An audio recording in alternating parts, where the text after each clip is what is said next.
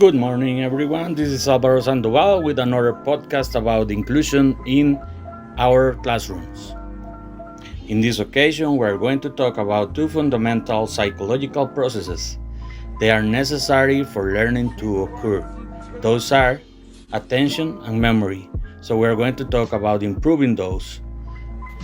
It is common among students with special needs to exhibit difficulties with attention. And of course, if this element is not present, then it is going to be almost impossible for the student to learn. Some of the students that suffer the most are those with ADD or ADHD, meaning attention deficit hyperactivity disorder and attention deficit disorder. The question is, what can the teacher do to help those students? Well, first of all, there should be an analysis. And that analysis is going to be about what methods and what elements is the teacher using to teach the population that he has. Is the teacher planning effective? Are the presentations good according to what the students need? Are they clear? Do they produce a student motivation? Do they produce enthusiasm on the student? Those are important things to take into account. So in order to have the student attention, there should be three elements: structure, clarity, and redundancy on every single class. Another important thing that the teacher must do is, when giving directions to the class, he needs to tell the students to listen carefully about what he's going to say, and also need to speak in a clear voice to limit distractions. Like, for example, when the students start watching whatever is happening outside the class, they look at the window and they look at the people passing by and they look at the cars, and those are distractors that will impede to get their attention. Of course, teachers need to go ahead, take the students apart and talk to them. Let them know that they are having a problem with their learning and that they need to pay more attention and that they need to be more aware of the things that they are doing, so that the teacher takes the first approach and also the first aid that he can provide to the student in order to stop the distractions and in order to help him with the problem that he has and needs to be addressed. If the student's starting to talk to another student or he stops paying attention, then the teacher can use another technique, and that's called proximity.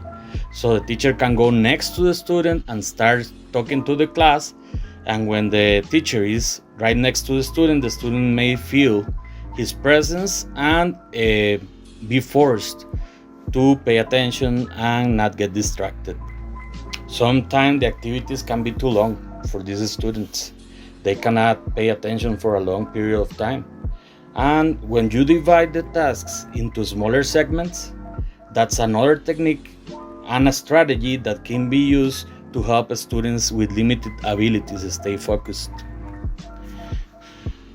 I don't know you, but for example, me, I don't like to be sitting for a long period of time. I need to wake up, I need to move, I need to make something different. And these students need the same. So this is another technique, allow sufficient movement to reduce their restlessness. These students tend to get bored if the teacher steps in front of the class and starts talking and talking and talking. So that's something that needs to be avoided. Instead, you as a teacher can provide the students with different activities that will help them pay attention and avoid their distraction.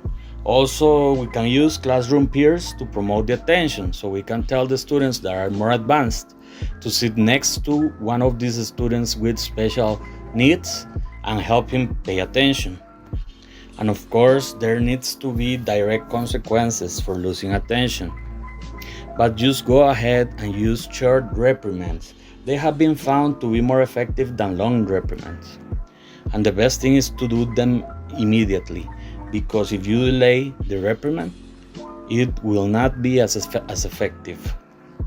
Also, you can teach the student to self-record, which means self-monitoring. When they learn these skills, they improve their attention in the regular classroom. Now remember that serious attending problems are not going to disappear suddenly by magic. This is going to be a process for long-term improvement. There's going to be cases that even if you do all these strategies are not going to be successful. For those cases, they may need medication, they may need more use of pictures, illustrations, graphics, and also stimulate the active reasoning. Active reasoning will help the students remember things better. Also, as a teacher, finally, promote clustering and organization on the students, promote elaboration, and people need to take time to do their things in a successful way. Use memory, fables, tongue twisters. And remember, you as a teacher always need to have a very good attitude towards these teams.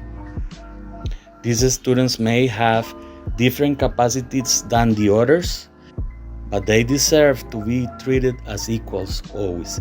Thank you very much for listening to me today. Have a nice day.